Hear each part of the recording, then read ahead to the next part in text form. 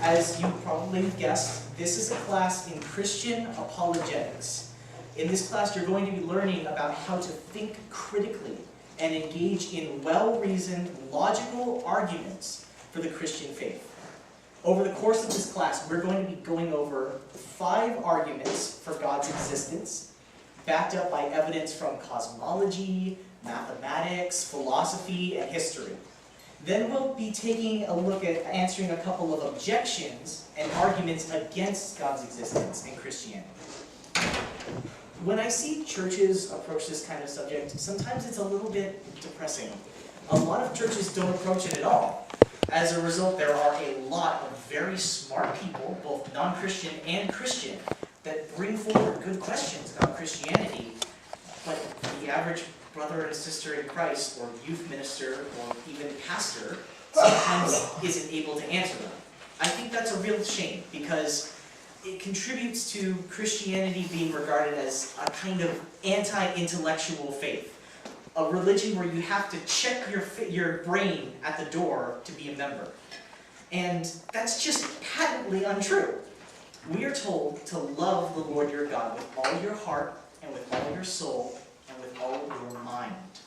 We have a duty as Christians to think about our faith, to have a faith that's reasonable and informed, not blind or logical. As St. Augustine put it, ours is a faith that seeks understanding. It's my hope that in this class you'll gain a better understanding of the firm intellectual grounds that your faith stands on, and that you'll be able to promote understanding between yourself and others who don't share your faith. Just really quickly, can everybody hear me? Am I talking loud enough in the back? Good? Excellent. Wonderful. In the interest of full disclosure, I want to say this class, much of this class is adapted from the work of a prominent Christian philosopher called William Lane Craig. I personally admire him a lot. He's written many books, including On Guard, which is going to be the de facto textbook for this course, where he goes into these arguments in a lot more detail. So On Guard is here. We have it. If you want to check it out, you totally can. There's a couple other books, like he has another book called Reasonable Faith that's available. You can talk to Rob. There's all kinds of resources on this kind of stuff.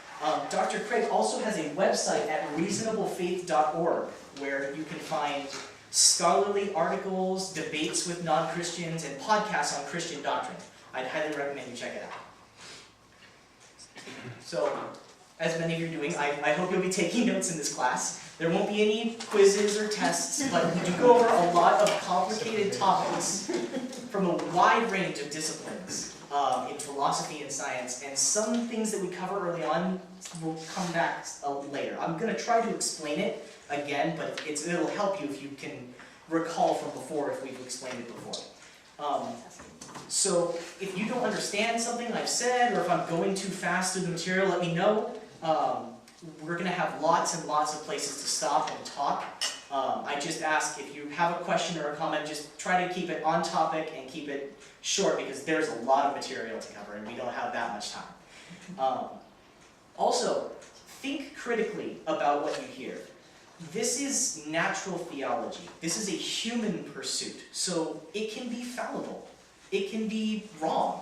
If you think that, if you don't think that what I'm saying goes through very well, or if you don't think it's not convincing, you can feel free to disagree with it.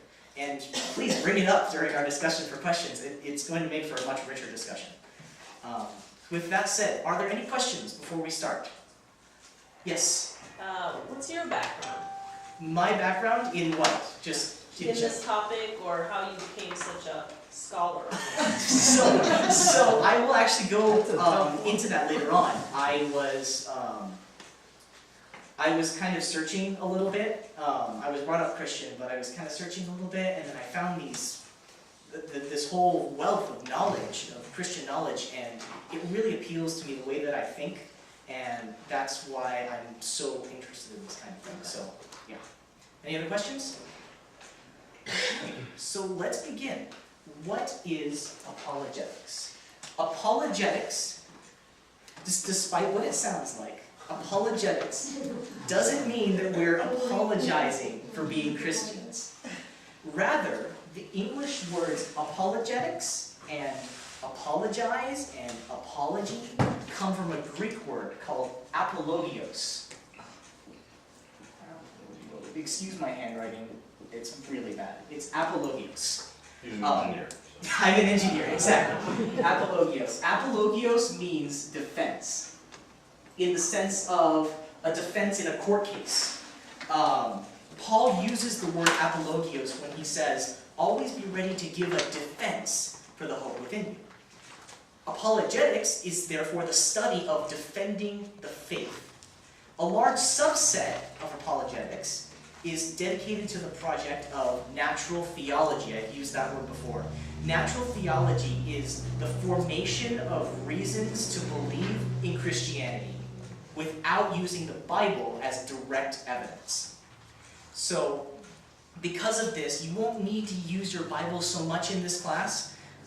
We're going to be talking about ways to prove God exists without using the Bible as evidence. However, you may want to have it handy for our 5th week, because we're going to be talking about the resurrection of Jesus, and we're going to be using the Bible not as maybe inspired per se, but as a historical document.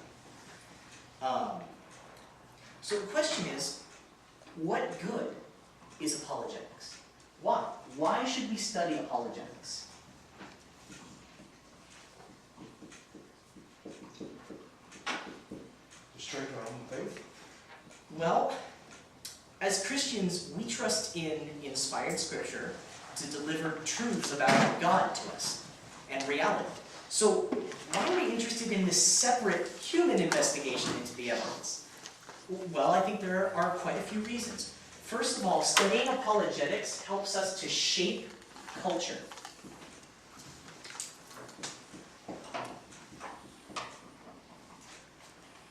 I don't think I have to tell you that Christianity relates to the wider general culture of America in a much different way than it did 50 years ago, which was 1968, by the way, for all of you who want to feel old.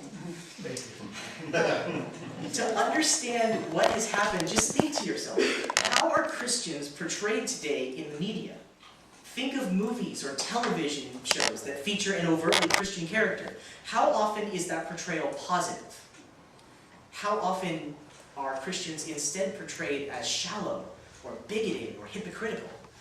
What does the public generally think of Bible-believing Christians today?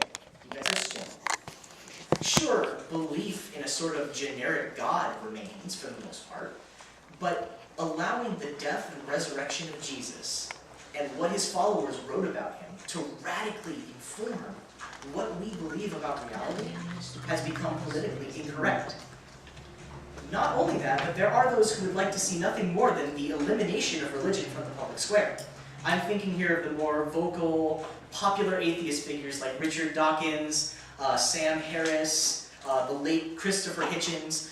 Although their popularity peaked in the early to mid-2000s, this so-called new atheism has undoubtedly left its mark on Western culture.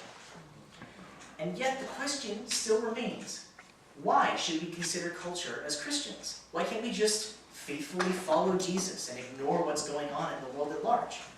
Why not just stand as a city on a hill, a light in a dark and dying world? Because the gospel is never heard in isolation. What do I mean by this? The gospel is always heard in the context of the culture that it's presented in. Whether that culture is friendly or hostile to the gospel can determine how effectively it is when it's received. The gospel, if it's in a culture where Christian ideas are taken seriously, will be much more provocative and effective than if it's heard in a culture where Christian ideas are considered outdated or intolerant or irrelevant or bigoted. So becoming trained in these apologetic arguments helps you to begin shaping culture. Even if you never personally convert somebody using these arguments, being willing and able to discuss the reasons for your belief in a rational and eager way is an important first step to cultivating a culture where Christianity is a viable worldview worthy of consideration and discussion. So that's my first point. Studying apologetics helps you to shape culture. Secondly, studying apologetics is immensely helpful for strengthening believers, including yourself.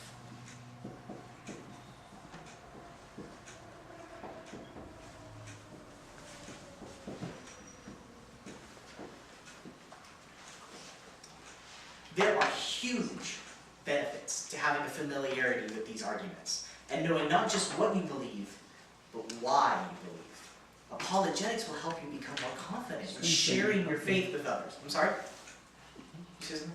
Never mind. Have you ever wanted to talk about Jesus with somebody, but you were afraid they might trot out some argument or point that you couldn't answer? Learning the arguments in this class will not only give you the answers to the most common objections leveled against Christianity, but they'll also give you the tools to think critically and find the answer for yourself when you encounter a new idea or a new argument. Not only that, but apologetics is extremely beneficial in your personal walk with God. Sometimes there are times when you feel far from the Holy Spirit or from God's presence. There are times when I question if God is really there or if He's really got a plan for me. These arguments can be used as a sort of fallback or a second line of defense for you when God seems distant in your life. And when God doesn't seem distant, when you've got the double warrant of God's inspiring presence and the intellectual arguments for Christianity, how strong will your faith be then? I also think apologetics are especially useful for teens and college-age kids. High school and college are times of emotional and mental and spiritual upheaval. As children come of age, they begin to carve out for themselves an identity and seriously start to think about their system of beliefs. It's no wonder then that this part of life is when many youth fall away from the faith. For many of them, it's because the church has not provided the intellectual depth they need at their age. Many youth programs and churches focus on felt needs, emotional appeals, and entertainment, which is just not good enough when they're constantly submersed outside the church in a culture of overwhelming doubt and relativism, which is what's good for you is good for you, but what's good for me is good for me. How many of you know somebody who was brought up in the church just to fall away when they got to college? It's not enough anymore just to take children to Sunday school and teach them Bible stories. Consider a child who only learned about stories like Daniel in the lion's den, Noah's Ark, Zacchaeus in the sycamore tree at Sunday school. And then when she reaches college, she's immersed in this culture of overwhelming doubt and relativism, and her non-Christian philosophy professor brings forth rational and reasonable arguments against her faith. Are we really surprised that she would fall away, given knowing knowing the extent of her preparedness? I don't want to sound alarmist, but I speak from experience when I say it's a cultural battlefield out there. We've got to train for war. Thirdly, apologetics will help you with winning people to Christ.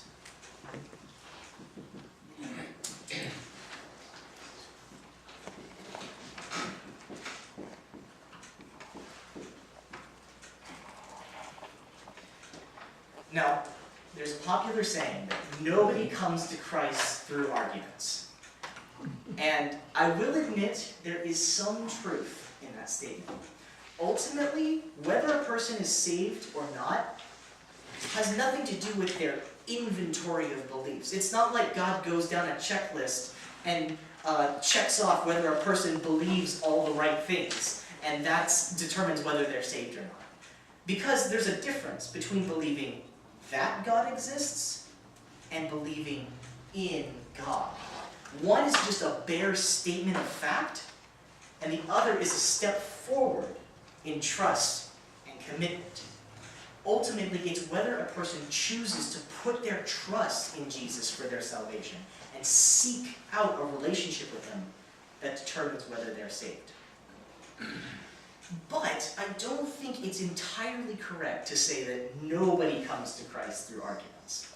I think people who say that may have had inflated expectations about how effective apologetics are as a tool for witnessing. Consider all the people who've heard the gospel, and now consider the small subset, the small minority of those who respond positively to it. Those people for whom apologetics are effective are an even smaller minority of those. We shouldn't be surprised that many people who are unmoved by the gospel will also be unmoved by our arguments and evidence.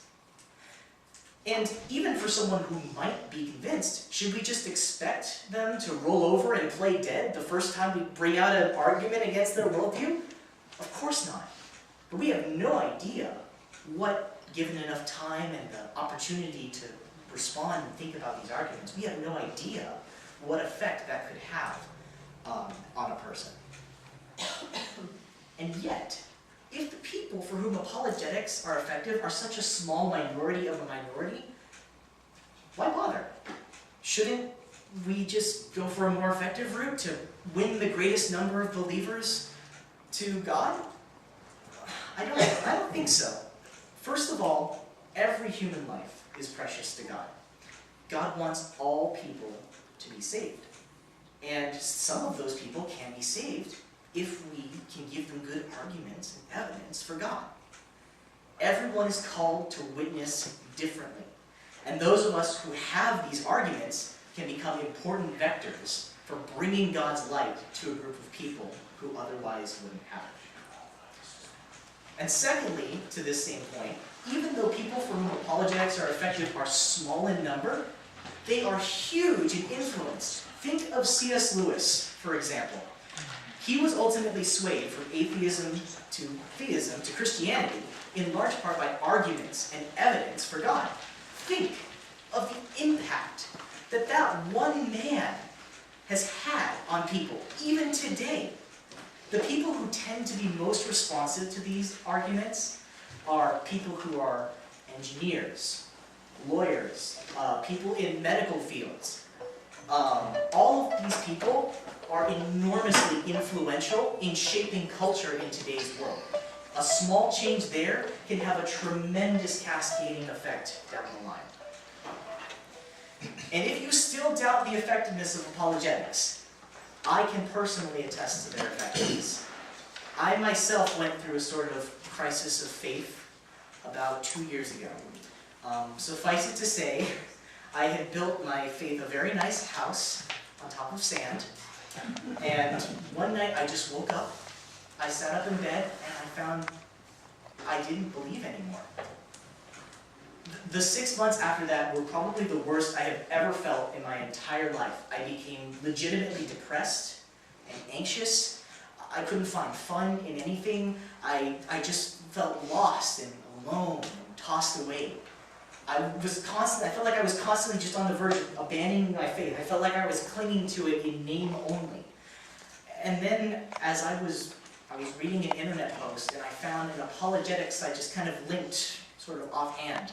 And I started reading and learning about the arguments and evidence for God.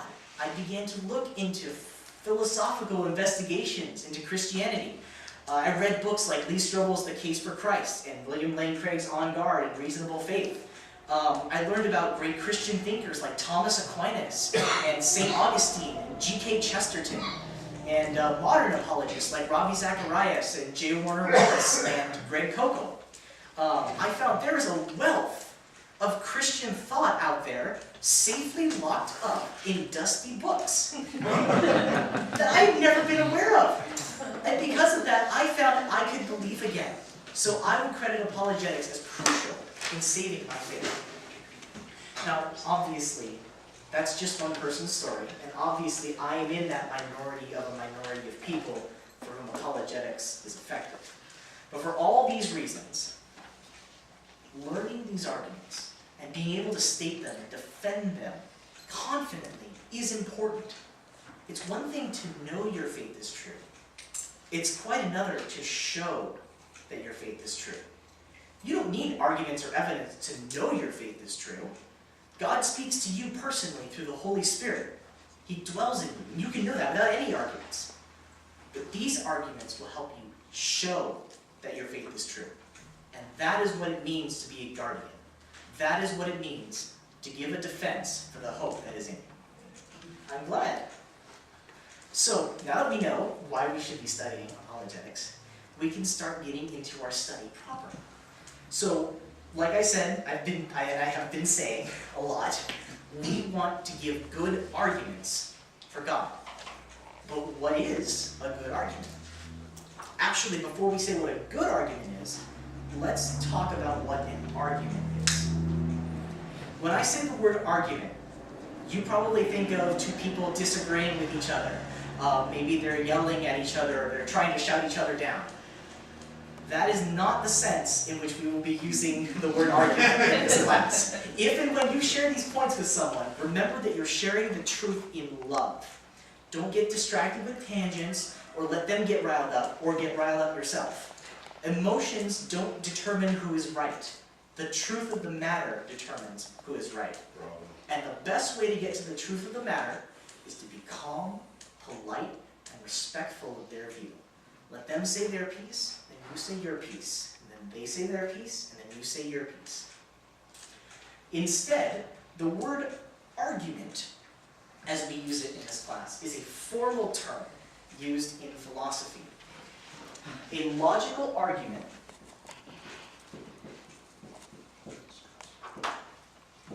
is a set of propositions, that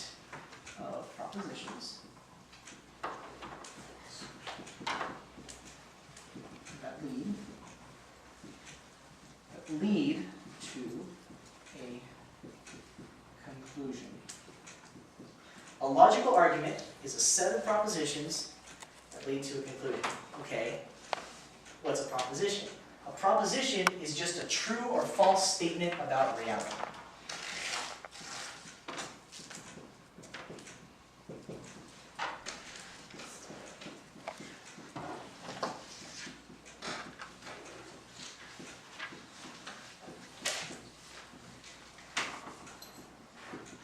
That's all a proposition is. So you've got proposition here, and a logical argument here. So a logical argument is a set of true or false statements about reality that lead to a conclusion. So in effect, you're going to go statement, statement, statement, therefore, conclusion. Simple enough. The goal of a logical argument is to take several true statements and draw out a conclusion from the truth of those statements. Draw out something else that's implied by taking them all together. So let's do an example argument. I need my eraser here. Let's see, everyone got this down? Okay, perfect. Let's do an example argument. Really simple.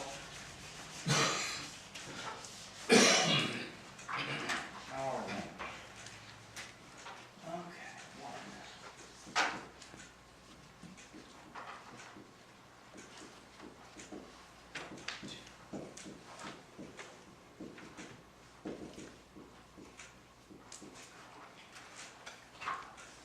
Tyler, could you write just a little bit larger?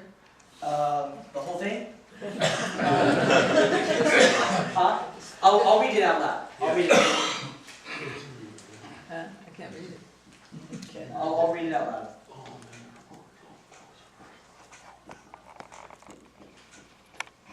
Oh, the pink's hard. Okay. All men are mortal. Socrates is a man. Therefore, Socrates is mortal.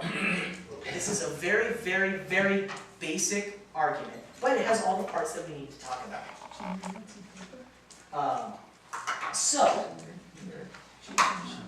these first two statements here are called the premises. The premises are the statements that we're bringing to the table. They're the ones that we want to be true. And notice here, this is not a premise. This is the conclusion of the argument. This is the question we're trying to answer. So this is the answer to the question, actually. We don't have to know anything about this, because that's what this will tell us. So This kind of argument is called, I can get this out here.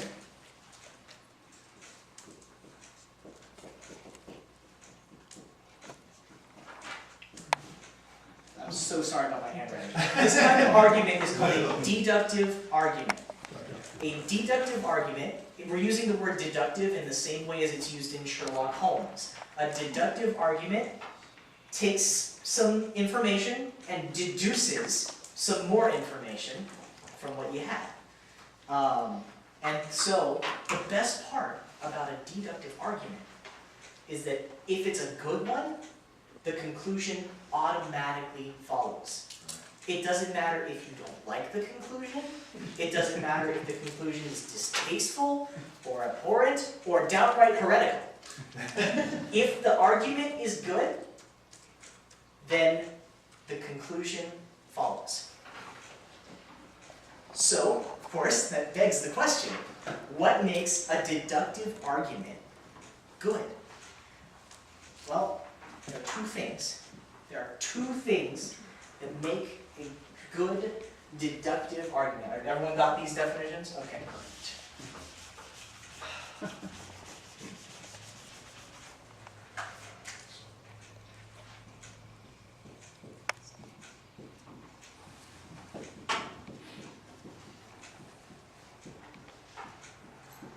A good deductive argument has to be valid, and it has to have true premises.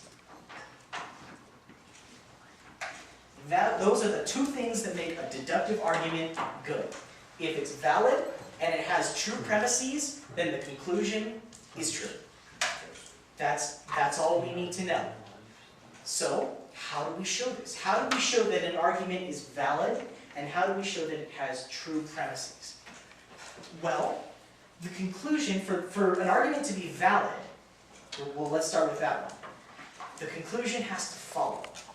And what I mean by that is that you have to be able to get here just by taking these two things.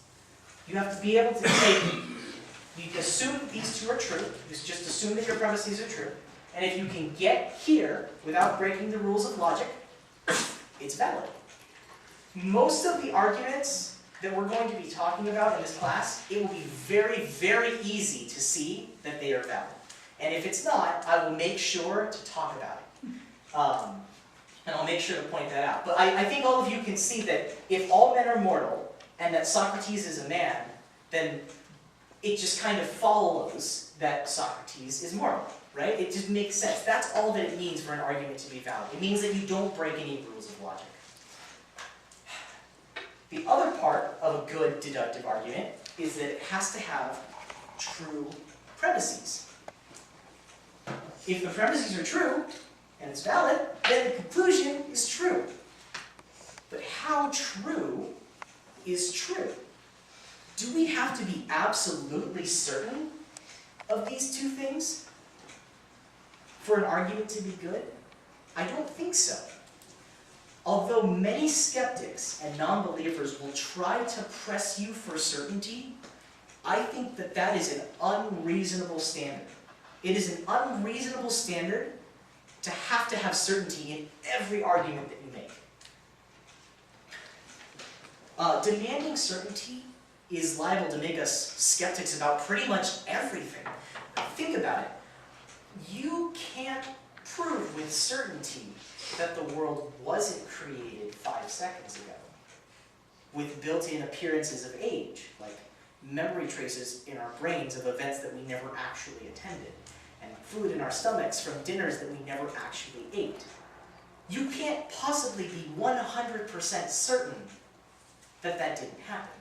And yet, it would be completely unreasonable to say, therefore, that the world wasn't created 5 seconds ago, right?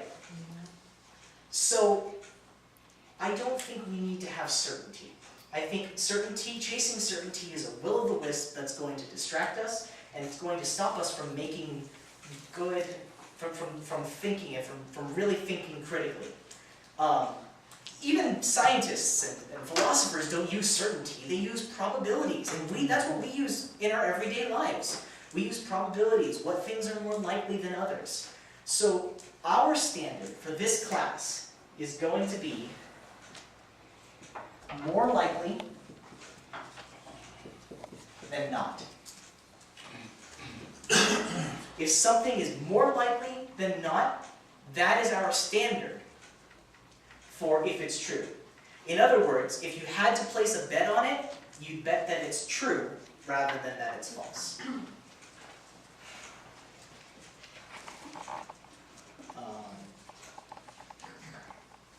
Does everyone understand what I'm saying? So basically, if you had to put a probability on it, if 100% is certainly true and 0% is certainly false, more likely than not is 51%, just on the side of, I would say that it's true. Does that make sense, everyone? Okay.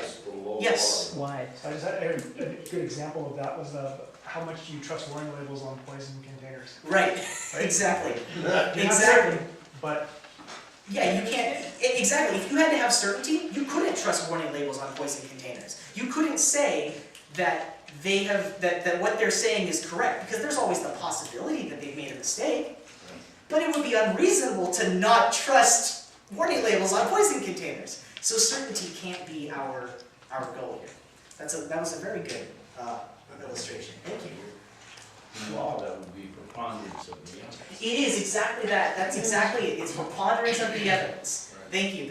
You'll find there's a lot of, like I said, lawyers are very, very receptive to these kinds of arguments, and there are lots of parallels here between what we're doing and law.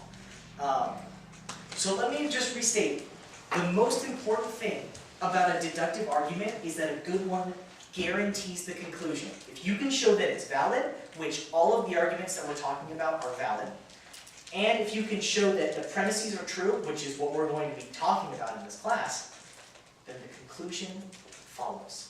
It always follows. And it also helps to suss out points of disagreement. If you're talking to someone and they don't agree with your conclusion, you can just politely ask them, okay, so I can see you don't agree with my argument, that's fine, but which one of these premises do you disagree with? Because it has to be one of these. If you want to deny this, you have to deny at least one of these. Now, remember, when you're sharing an argument with someone, you can't force someone to believe the premises. It's always possible to escape the conclusion by disagreeing, just like I just said. They can disagree, that's okay, they can disagree if they want. What we want to do, what our job is to present premises that raise the intellectual price tag of disagreeing with them. We want to make them, we want to bring them premises that are either common sense or that are backed up by a lot of good evidence, and they kind of have to go against common sense or go against the evidence if they wanted to deny it. That's what our job is in presenting our premises, and we do that, and you'll see a lot of the premises are very, very common sense. Like I said, this more likely than not, that's just a minimum. Some of the premises we're talking about are downright near 100% when I in my estimation. Any questions on what makes a good argument? Rob? I just have a point on that. You brought up Greg Kokel. He talks about how he's not necessarily trying to win someone over to Christ, but he's trying to put a stone in your shoe. He's trying to bother you in a good way and make you rethink things that you had just taken for granted. Make you think about this kind of stuff. Yes? Just one point I'd like to add, there was a book that was recently written about the argument for Christ, and it's written by a lawyer, and he's taking from a logical, legal standpoint. I think I've heard of that. And yes. And saying, what other conclusion can you draw? That's exactly what we're going to be talking about. One final note, we're going to hop into the front. I know you guys are excited, you want to do the argument, you've got your handouts in front of you. We're going to hop into it. I just want to make one final note. The arguments that we're talking about, let me erase this right up here. The arguments that we're going to be talking about today, and for the next couple of weeks, are going to lead to what's called generic monotheism. Generic monotheism. What do I mean by that? Monotheism means belief in one mono God. One God. So generic monotheism is, we're going to basically be saying that God exists generically. So what that means is that these arguments could be employed equally well by Jews and Christians and Muslims, since they all believe in this sort of generic, all-powerful, all-good, all-loving God. Now, that doesn't necessarily mean that Jews and Muslims and Christians all worship the same God, but rather what it means is that if these arguments go through, we've narrowed down the choice of religions to just the three monotheistic large faiths, basically speaking. And it's my belief that if you can make the leap, you can get a person to make the leap from atheism to theism, just generic monotheism, it's a much easier task. It's a much smaller step from there to Christianity. Right. And that isn't to say that there are no specifically Christian arguments, because there are, and we will go over one in our 5th week. We're going to be talking specifically about the resurrection of Jesus. But there's a lot more work done on this kind of generic monotheism because of the fact that we have 3 different religious traditions and thinkers to draw this information from. So there's a lot of work done on this kind of stuff. Okay, any questions before we hop in? We're gonna go. We're gonna go for it. This is your last chance to jump off the train if you want. Yeah. I'm jumping down, staying on. All right, perfect. Then let me get started on the next one. Where's my eraser? There's my eraser. Let's erase our good deductive argument. So all of what we're going to be talking about over the next couple of weeks, the next 4 weeks, is going to be arguments, again, generic monotheism, arguments for God. Let me get this out of the way as well. We're going to be asking a question at the start of every class. And the argument that we cover is going to answer that question. So today, the question that I want to ask is, why is there something rather than nothing?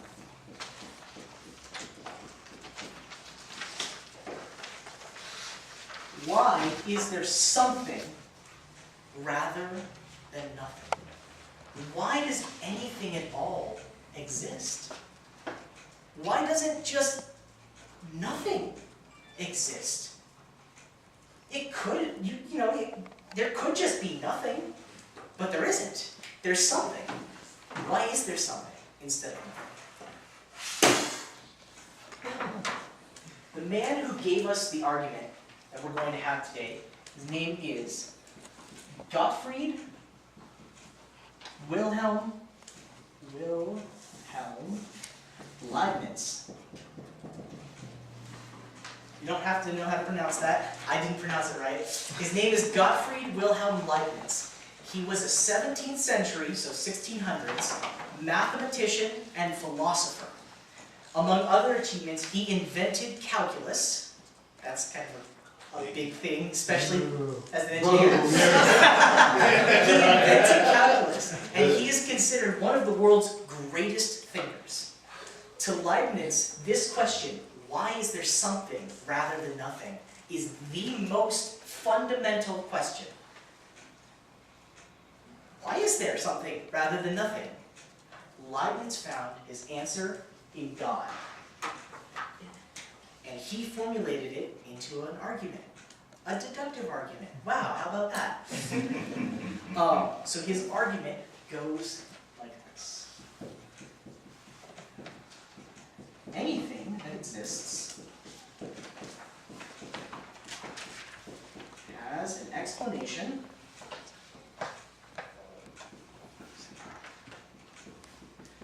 of its existence.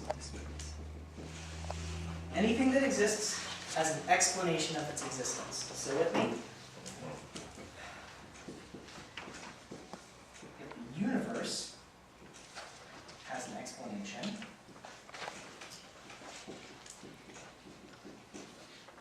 of its existence, that explanation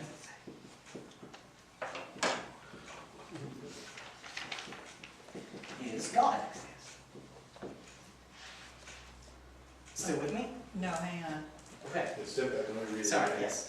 Anything that exists has an explanation of its existence. If the universe has an explanation of its existence, that explanation is God. Premise 3. You're gonna love this one. The universe exists. That's enough for me right there. That ties it up to Very the deep colors. Therefore, really explain how this, like this. God is the explanation Existence. of the universe.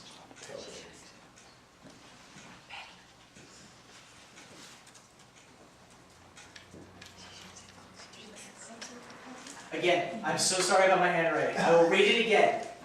Anything that exists has an explanation of its existence. If the universe has an explanation, that explanation is God. The universe exists, therefore, God is the explanation of the universe. So, is this a good argument? I think we can figure it out. I think we can look at this argument and tell if it's valid, right? What can we say about this argument? Well, when you want to see if an argument is valid, you just take the premises and just assume that they're true and see if you can get to the conclusion. So let's start. Anything that exists has an explanation of its existence. And let's go over here. The universe exists. Okay, well that's anything. So the universe has an explanation. If the universe has an explanation, that explanation is God. There's the Okay, first so the lead. universe has an explanation, so that explanation is God. So God's the explanation of the universe. Run that by me one more time. Yes, so we're going to start with anything that exists. No, I got that part. Go to the part B where. Okay, anything that exists has an explanation. The universe exists, so you combine 3 with 1, and that means the universe is anything, so that means that the universe has an explanation. Correct. That's the implicit With- point between with- 1 and 3. Okay, so the universe has an explanation. This one says if the universe has an explanation, that explanation is God.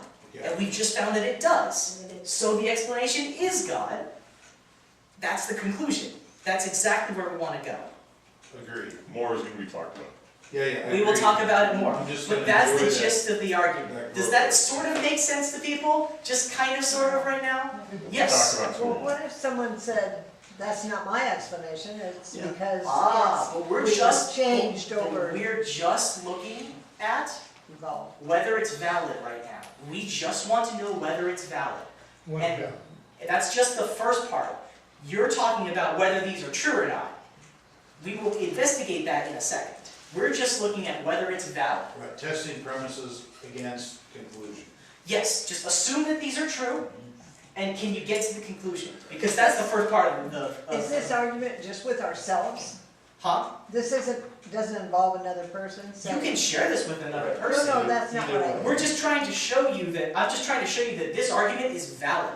And what that means is if they want to say no to this, they're going to have to deny one of these. That's what it means for an argument to be valid. If an argument is valid, if you want to deny the conclusion, you have to deny at least one of the numbered statements, one of the premises. And we've just shown that it's valid. Question? But what if someone says there is no God? That's about that's truth, what we're that's going not to about show. validity. See, our conclusion says God is the explanation of the universe. If God's the explanation of the universe, then obviously God exists, right? So if this argument goes through, then that means that God exists. That's what we're showing with the argument. That's exactly what we're showing. It's going, we're bringing it through. Any more questions? Can I help clarify any better for people? It's Yes. not a question, but a comment, and I do understand the premise, and then This one is a little complicated, yeah. but the one thing that it doesn't address is the agreement to disagree. What do you mean by that? Well, an argument is a discussion to an agreement, but there can be an agreement between two parties rational people Yes. discussing a And premise and that's, conclusion. you're absolutely right, and to that point I've spoken, you can say that one of these is false, and that's okay, that's exactly what I think you mean, and that's true. You can say that this is false by saying that one of these is false, and rational people do disagree on these No, things. that's not quite what I'm saying. I would say that I agree with that, but if I get to someone who cannot get fully engaged in any one of the premises or even the conclusion, then rather than try and force them to my viewpoint, I have to agree to disagree. That's true. It doesn't That's invalidate true. my premise or the conclusion or my faith in that. Right, exactly. If someone doesn't engage with your argument, then obviously rational arguments aren't going to really help you very much. But this is for, and I was speaking about this is for that minority of people who are going to latch onto this and start talking to you about it. And if this is successful, this is something that you want to use. That's what this whole class is about. For people who are going to get engaged with this kind of thing and talk about it. So, yes, okay. So I think we need to think less about what your premises are Yes. and trying to understand what does that mean about the universe, and more about how those fit together to make a conclusion. That's Yeah, that's that's very what well we're talking put, about thank right you. now. Very well put. That's when we're talking about whether it's valid, we want to see if the puzzle pieces fit together.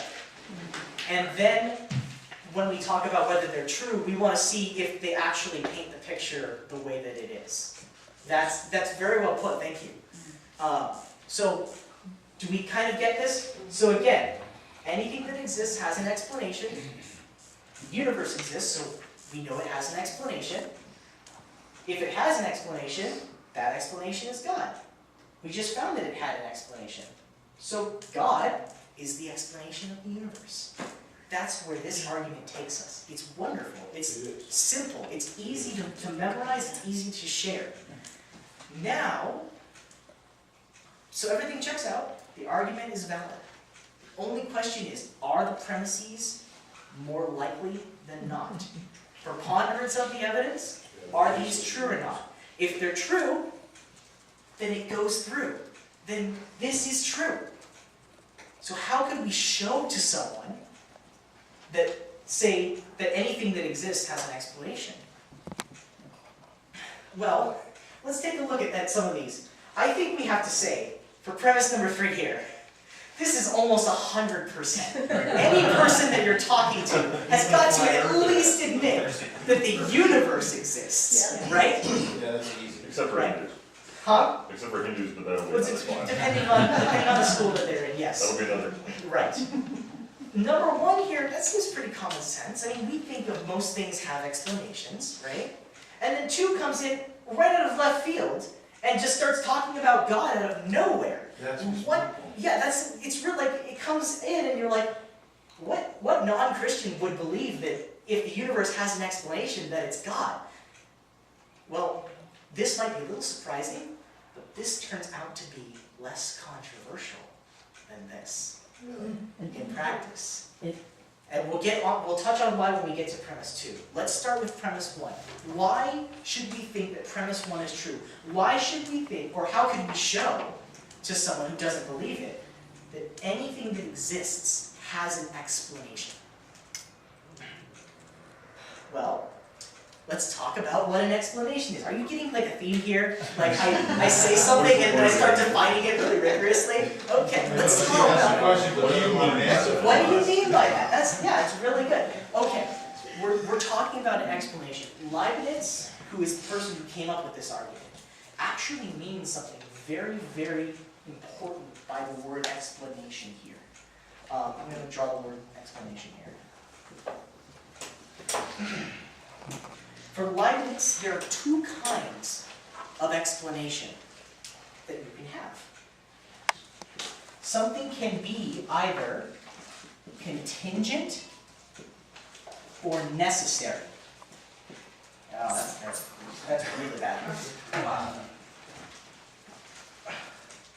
Necessary, that's marginally better. Okay. Something can be either contingent or necessary.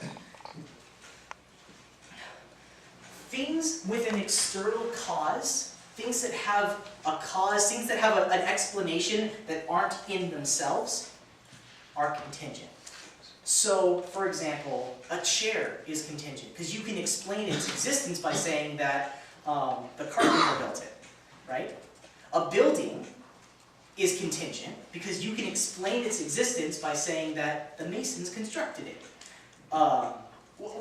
Throw something out that's probably contingent. Just throw something out. My car. Your car is contingent. There was either a bunch of people in a manufacturing plant or a bunch of robots that built it. Just like a shoe. And not just that, but also the materials that it's made out of, right? It depends on those for it to exist. That they explain why it exists. So let's start writing this down. Chairs, buildings, cars, you say shoes. What else? Throw something out there. Your highlighter in your hand. Highlighter, pen, yes. Clothes on your back. The clothes on your back. The planet Earth is contingent. It's made out of stuff that aren't just, it was made out of dust and rocks that weren't the planet Earth when they were collected together. But now they are the planet Earth, right? What about like a horse? A horse is contingent because it comes from its parents. It comes from its, right? It comes from stallion in a mare. Parents ate. Right, exactly. Right. So those are most everyday things in your life are contingent. So you're saying we're contingent? Again, give the definition for contingent. Something that is contingent has an external cause or an external explanation. Okay. It's explained by something outside of itself.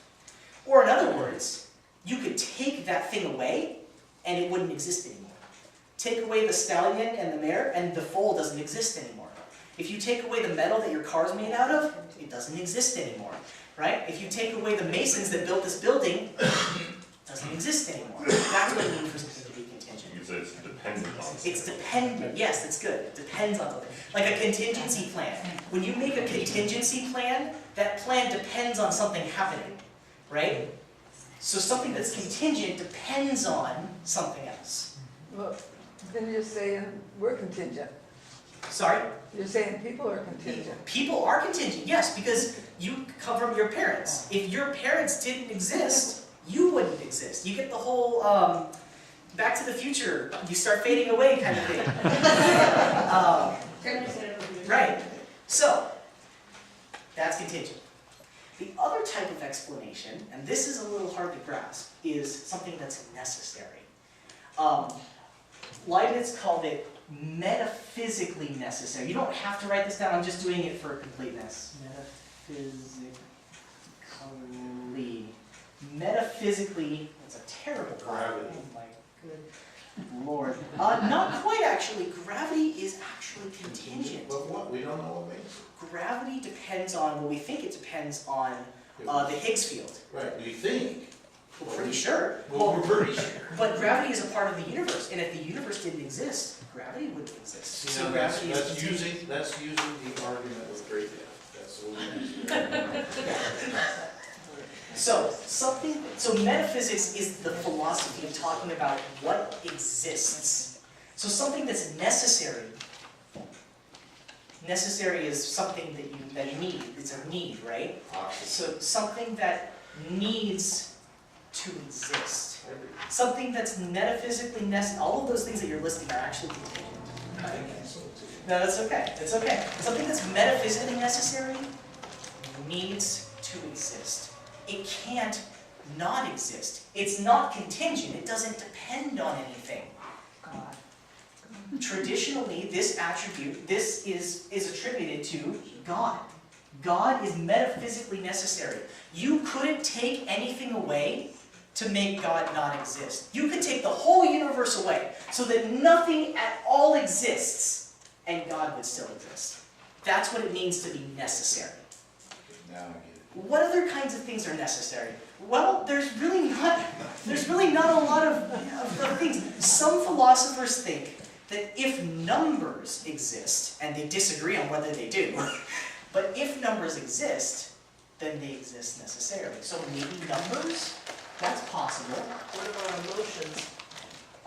Emotions, I would say, are contingent, because if you don't exist to have emotions, then there are no emotions.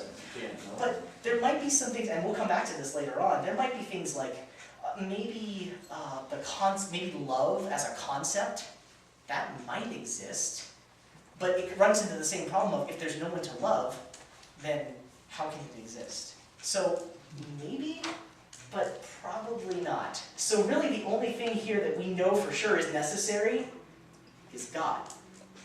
So what Leibniz says is that anything that exists has an explanation. In other words, what he's saying is everything is either contingent or necessary. One of the two. There are no things that aren't one of these. There are no things that don't have explanations.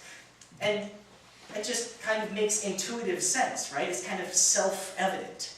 Kind of just makes sense to yourself. And you can't be both. You can't be neither. That's what he's saying here. It's either one or the other. So, now that we understand what the word explanation means, how can we show somebody that everything has an explanation? Well, think about this. Imagine you and a friend are going hiking in the woods. And as you're walking, you come across a transparent ball the size of an orange. And it looks like it's made of, it's just sitting there on the forest floor. It looks like it's made of glass, really pretty. You wonder, how did that get there? Why is that there? What caused that to be there? You know, why does it exist? If you asked your friend that, and your friend told you, don't worry about it, it's just there, there's no reason, let's keep going. You would think they're crazy, right? You would think that they just either wanted you to hurry you along, or didn't care at all about this, but you would still have a question of, why is that little transparent ball there? So, imagine instead that it's not the size of an orange. Imagine that it's the size of a basketball. That wouldn't change any of the questions that you had, right? Okay, so imagine now it's the size of a car. Same problem, right? Imagine it's the size of a building. Same problem. The size of a skyscraper, or a planet, or a galaxy. Same problem. What if it was the size of the entire universe? Same problem. Well, our universe is just a big transparent ball with a lot of stuff in it. Right? I have to agree with that. Right? So, why is it here? Why does all of this exist? Why isn't there just nothing? If you have that question, then you agree with premise 1. You agree that anything that exists has an explanation of its existence. It's just common sense. Questions on that? So sometimes people come to this with an objection. They come with a rebuttal. They say something like, okay, it's true that everything in the universe has an explanation, but the universe itself doesn't have an explanation. The problem is, what they've done is they've committed a fallacy. They've committed a fallacy called the taxicab fallacy. What is a fallacy? A fallacy is a logical failing. Let me put that up on the board. That's probably something good to have. Let's erase. I'm out of space. Let's go over here. Erase Leibniz here. Let's go. Yeah, goodbye Leibniz. Fallacy is a logical failing. And you should be following along now on your handout. There's a spot where it says it commits the taxicab fallacy. That's what I'm talking about right now. Halfway down on the first one. If you get the response that everything in the universe has an explanation, but the universe itself doesn't, what they've done there is committed the taxi cab fallacy. And what that means is, you can't use this principle like a taxi cab to get where you want to go, and then when you get there, you drop it off and just abandon it, right? You can't use this to say, okay, we're going to start doing science. We're going to say that anything that exists has an explanation, right? We're going to go, you do science, we're going to go find the explanation. And you do that, and you go higher and higher and higher up the chain of explanations. And then you get higher and higher and higher, and you get up to the universe itself, and then you just throw it away and say, well, the universe doesn't have an explanation. That's using it like a taxi cab. That's a fallacy. You can't use this like a taxi cab to get where you want to go, and then just throw it away when it's convenient to you. It's arbitrary, it's intellectually dishonest, it's just plain unscientific. The whole purpose of modern cosmology is to give an explanation for how and why the universe exists. If you just do this and you say that the universe has no explanation, you could just tell all the cosmologists to go home, right? There's no explanation. We did it, everyone. Right? So that's one explanation, and that one commits a fallacy. The other kind of fallacy, another rebuttal that you may sometimes get to this first premise is, goes like this. Since the universe is everything there is, any explanation of the universe would have to lie beyond the universe. But since the universe is everything that there is, that would just be nothing. So the universe can't have an explanation because nothing can explain anything. That's not confusing. So what they've done, what has happened there, is they've smuggled something in. What they've done is they've committed the fallacy called begging the question, or a circular argument. Yes, Jermaine? Isn't is what is not? Isn't is what is not? I have no idea. I'm going to go true. It's kind of like what you're asking right now. Okay. Well, you start off. Please repeat that. Is it the thing you said? Okay. So what's happened is they start off with saying, since the universe is everything there is, any explanation of the universe would have to be beyond the universe. But since the universe is everything there is, there's nothing beyond the universe, and nothing can't explain anything, so there is no explanation for the universe.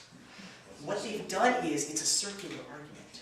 That's a circular argument. What they've smuggled in is, they've said, since the universe is everything that there is.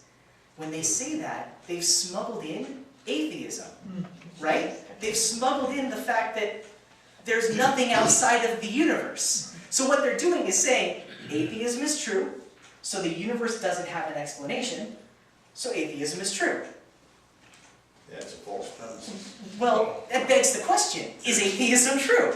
That's what we're trying to determine right here. So it's not a good objection to the argument. You can't come in assuming that this is false and then use that to prove that this is false, because that's what you assumed. That's what you brought in. You're going back to the same place and you're not getting anywhere. That's a circular argument. That's also another bad. The answer to this is yes.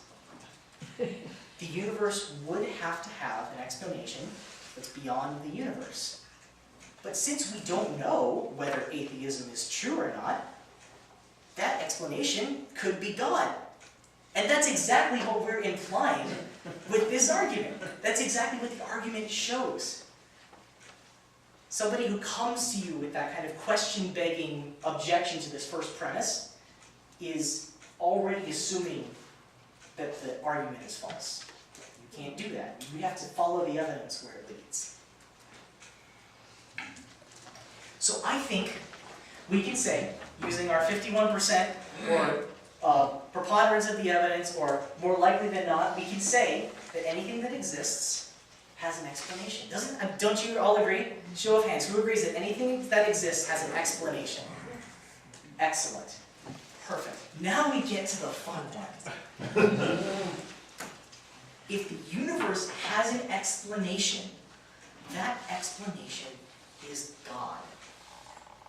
Who in their right mind, outside of a Christian, would think that this is true? Well, it's actually a little bit awkward. It's a little bit awkward for the atheist who typically comes up against this premise. Let's see, the typical atheist response to this is that atheism is true. True. The universe has no explanation. Right? That was what we just finished reviewing. Explanation. Perfect. If atheism is true, the universe has no explanation. I'm going to call that A. That's what the atheist is bringing to the table. That's the typical response to this argument. I'm now going to do something rather clever. We're going to take premise 2, and we're going to do something to it. And this is a logical principle called taking the contrapositive. I'm going to write that here. This is premise 2, contrapositive. What is a contrapositive? A contrapositive is when you take an if-then statement, which this is what this is. This is an if-then statement. If the universe has an explanation, then that explanation is God. If you have an if-then statement, you can do an operation on it to get back another statement that says the same thing in different words. And how do you do this? You take the if and the then, and you put a not in front of both of them, and you flip them around. So you don't have to know how to do that, but what I'm going to show you is the contrapositive of this statement, premise 2, is if God is not the explanation of the universe,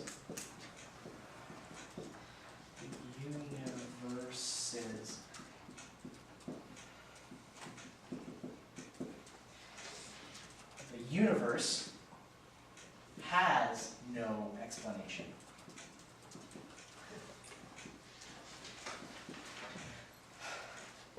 So, this is the contrapositive of this. Both of these two statements say the exact same thing.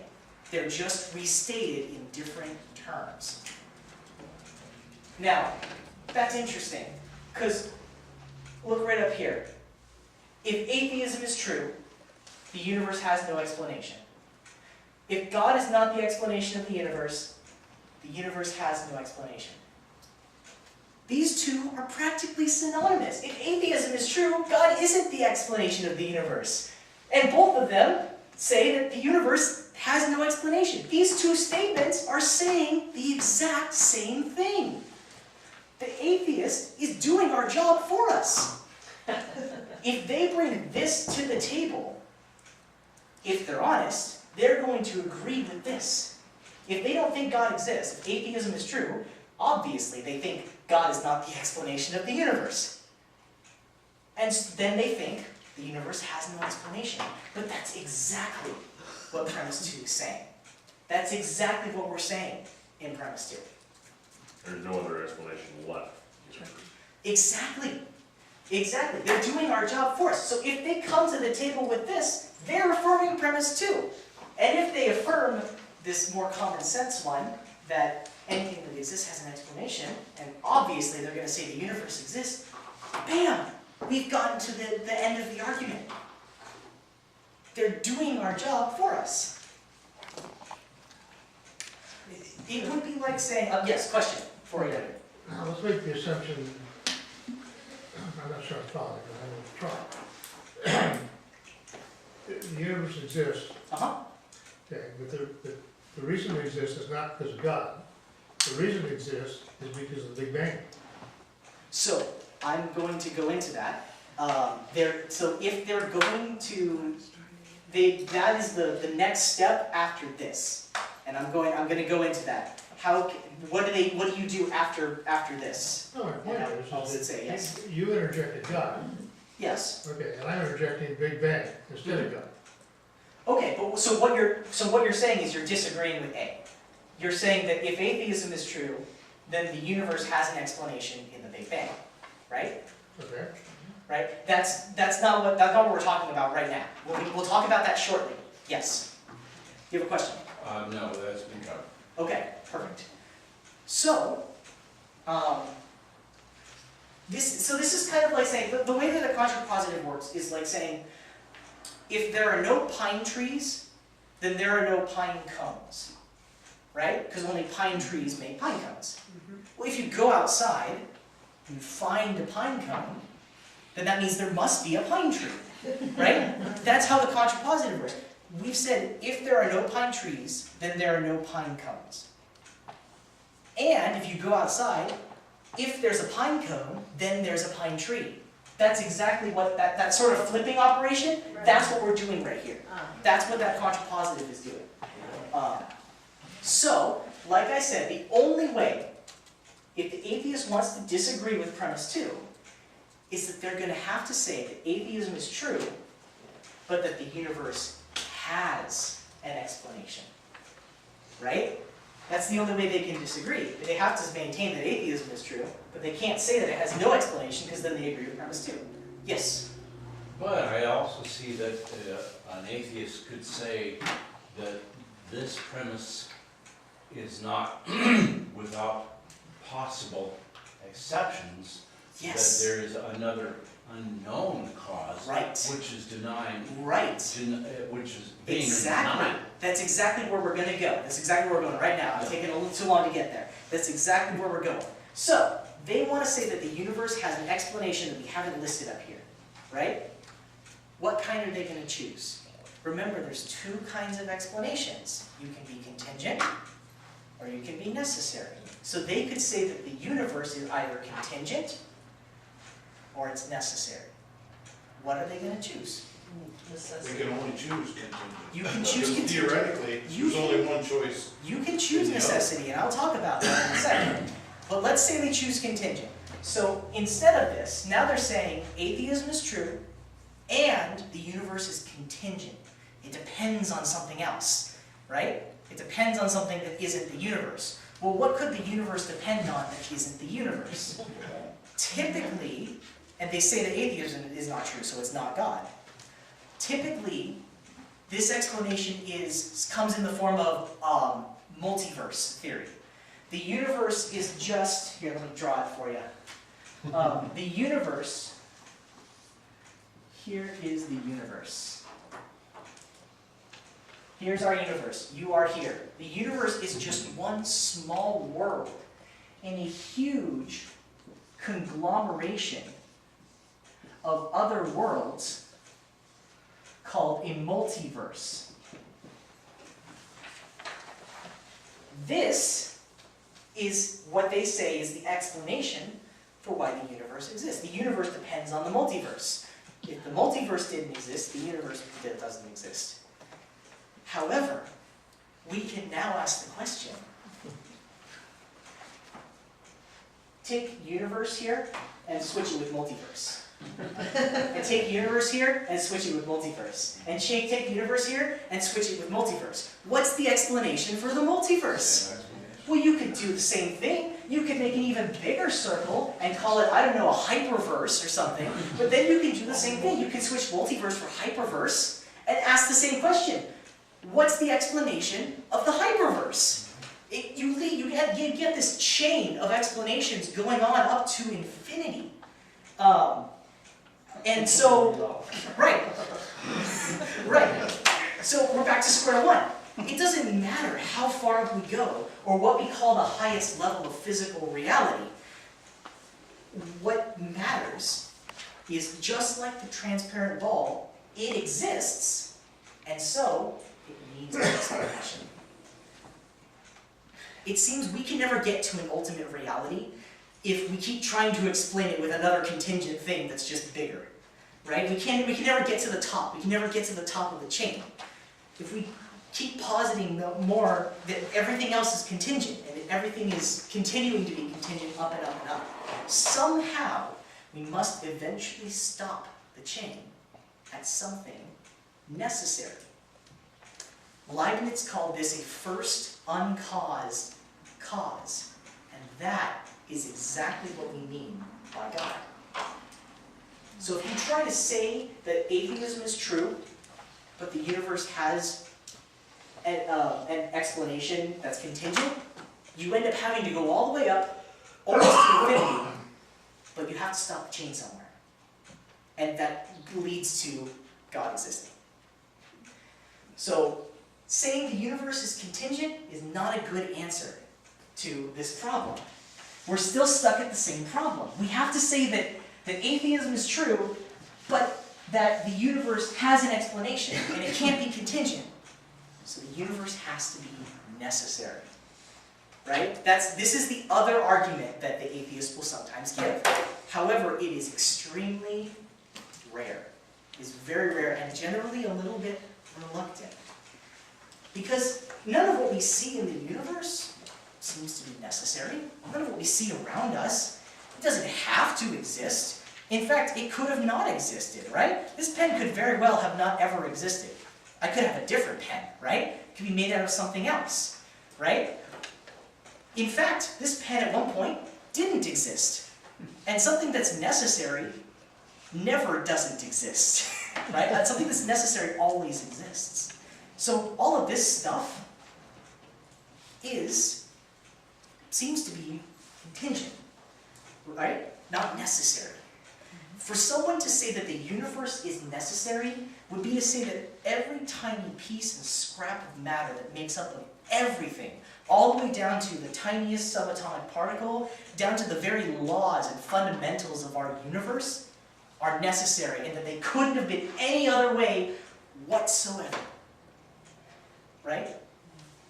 So, it's a big step to take, and it's extremely, it seems a little ad hoc, it seems a little implausible. It doesn't seem like that's a very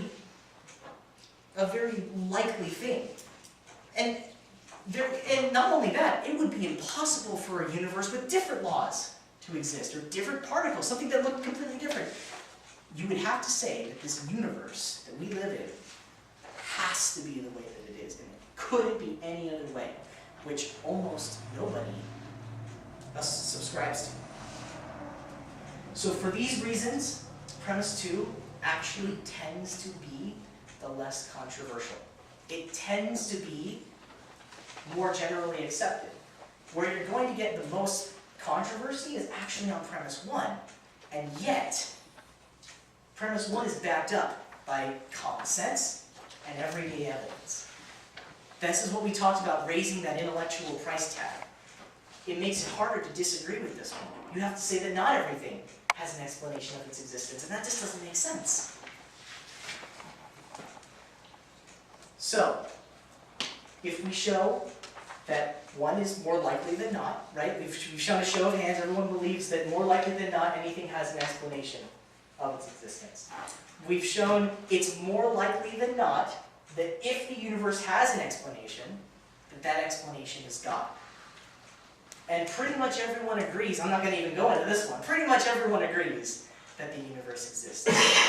So we showed this argument is valid, and we showed the premises are more likely than not, so therefore we can say God is the explanation of the universe. That is the working out of how that argument works out. Now there's one more objection that we get sometimes, so let's address that and we'll take final questions. Actually, before I go on, are there any questions right now that you would like to ask? It's just from where we are. Okay. Last objection. By far, the most common thing that you'll get when you share this argument, the most common objection that you'll get is, if everything has a cause, then what is God's cause? Or what caused God? Or what is God's explanation? So, it's important to be very careful here and that we're very particular about our words. A cause can be an explanation, but not all explanations are causes. Remember when we talked about things that are contingent and necessary? Remember, both of those are explanations, But only contingent things have causes, which are things that are outside of themselves, right? So causes are only for contingent things. But something can be necessary, and even though it doesn't have a cause, it has an explanation, right? So the question is, what is God's explanation?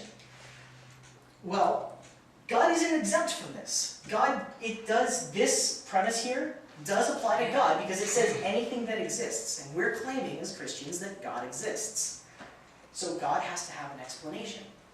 And he does. Like we said before, God is necessary. That's his explanation. It's not like he has a cause, like something outside of God caused God. And it's not like God caused himself, because he would have to exist before he existed.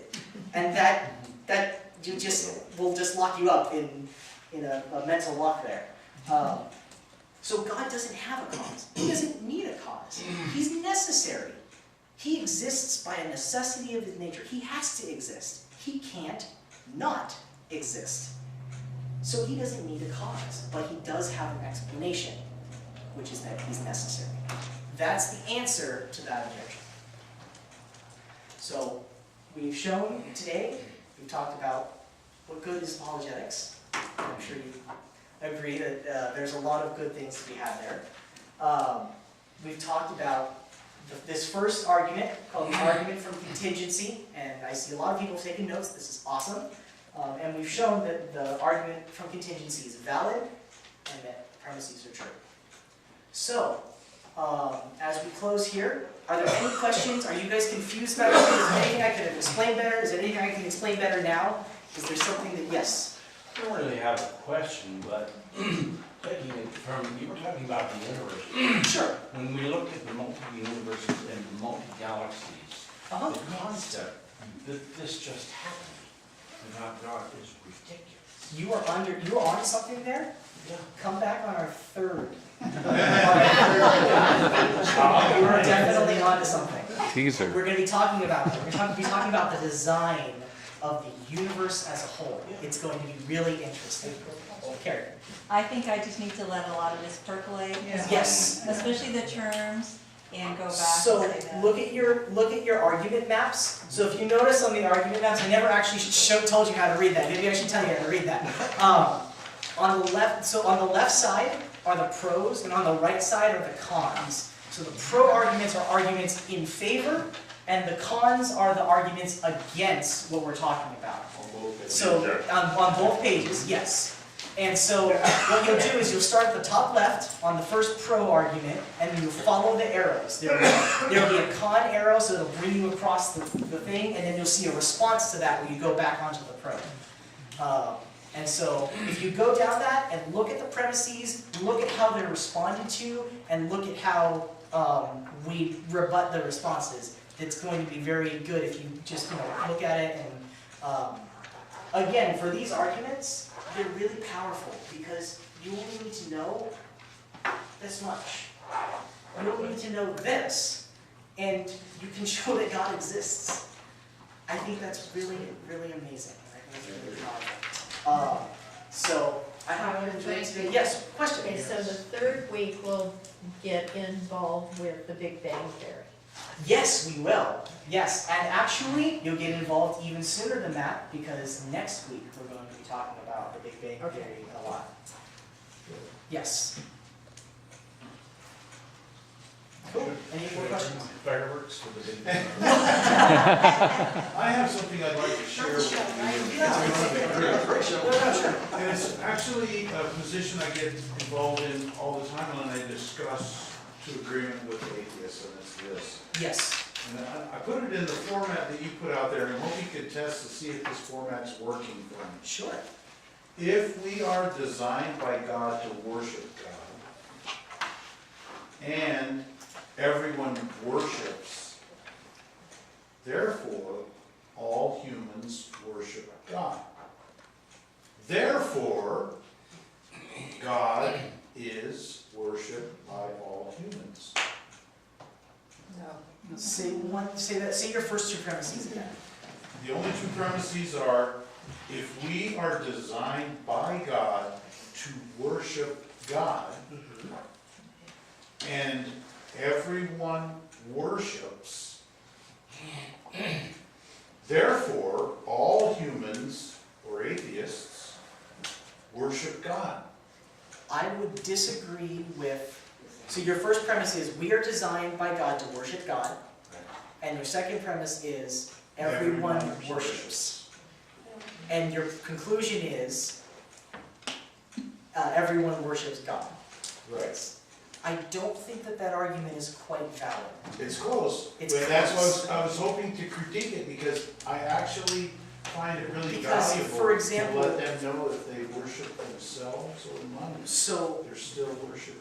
so for example, if we're designed by God to worship God, and everyone worships, that doesn't necessarily mean that everyone worships God. That's true. If we're designed by God, we could just be a broken design, right? We could be worshiping something else, even though we're designed by God to be worshiping God, right? So it's not necessarily true that if we're designed by God to worship God and everybody worships, that everybody worships God. Well, I think I'm gonna work for a correlation there, because I think everyone worships. I think that that's true as well. I think that that's true. You're gonna need something There's- else that so- says that everything so else is. there's actually- equal. there's a There's very something good- else to tie it together So there, that's why I threw it out on No, the so table. I like that, and actually I want to say something on that point. Yeah. I read about identifying and talking about the way that we interact with the world without us. Man resides in, it's called a two-story universe. On the ground story are people that we interact with, the things that we do, the things that we like, and on the top, that's the bottom level. On the top story of the universe are meaning and value and purpose and God, right? Man resides in a two-story universe. And what has happened over the years is that we've denied that the top story exists. We've said that only the bottom story exists. And yet, people continually make leaps of faith without justification to the top story because they have to affirm that meaning, that human life has meaning, or that human life has value, or that human life has purpose. So I think you're very close to that sort of thing. That's very Flesh interesting. on the bones next. Yeah, that's very interesting. Any other questions? No, but I'd like to say something about that. I have a daughter who continually tells me that she does not believe. Okay. But when something comes up, she asks me to please pray for her. It might help. What I'm trying to show here is that it can make good, rational sense. You can be a rational person and believe in God. That was what I needed to hear in order for me. So yeah. So you guys have an argument under your belt. Congratulations. Nice job.